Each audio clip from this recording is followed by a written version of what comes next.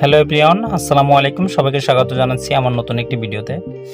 এখানে একটি ভিডিও আমি আসলে সবসময় নিয়মিত দেই না, বা এরকম ভিডিও কখনো করি নাই, আজকে ফার্স্ট টাইম করতেছি। মূলত আসলে যারা পাখি পালেন তারাই বুঝতে পারবেন যে এই কষ্টটা কিভাবে করতে হয়।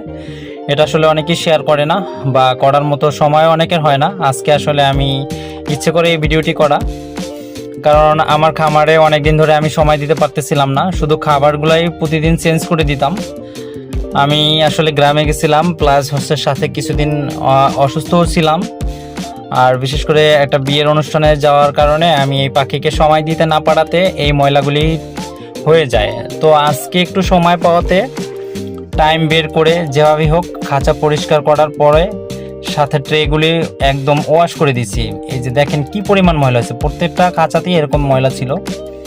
তো মাশাল্লাহ আজকে সময় করে এটা পরিষ্কার করে ফেলছি। আর এই যে জিনিসটা দেখতেছেন, এটা দিয়ে যদি ক্লিন করেন তাহলে হাতে লাগবে না, সুন্দর করে এটা দিয়ে করতে পারবেন। হাতে একটা পলিথিন বা হ্যান্ড গ্লাভস পরে করতে পারবেন।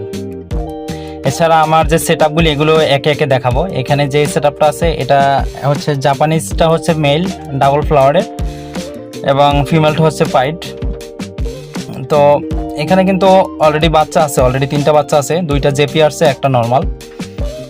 যদি কারো জাপানিজ বাচ্চা প্রয়োজন হয় বা নর্মাল বাচ্চা প্রয়োজন হয় চাইলে নিতে পারবেন। টেম সাইজের বাচ্চা যদি কেউ পোষ মানাইতে চান অবশ্যই এখন একদম পারফেক্ট সময়, চাইলে নিতে পারেন। আজকের ভিডিওটিতে অনেকগুলি তথ্য আপনাদেরকে দিতে চাই। অনেকেই আসলে অনেক সমস্যায় পড়ে যান, বা আমিও এরকম যখন প্রথম খামার শুরু করি অনেক ঝামেলায় ছিলাম বা ঝামেলায় পড়তাম।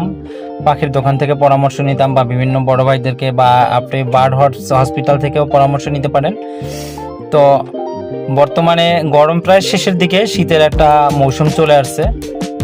আপনারা চেষ্টা করবেন অবশ্যই খাঁচার ট্রে ক্লিন করে রাখতে, পরিবেশটা সুন্দর করে রাখতে, ময়লা যাতে না থাকে, ওদের যে মলটা যাতে ক্লিন করে রাখা যায়, যত রাখা যায় অতই ভালো, ওদের জন্য পরিবেশটাও ভালো, ওরাও ভালো থাকে, আপনার খামারও পরিবেশ সুন্দর থাকবে এবং পাখিও সুন্দর থাকবে। সব মিলিয়ে মোটামুটি আমার এখানে 6টি খাঁচা বর্তমানে আছে।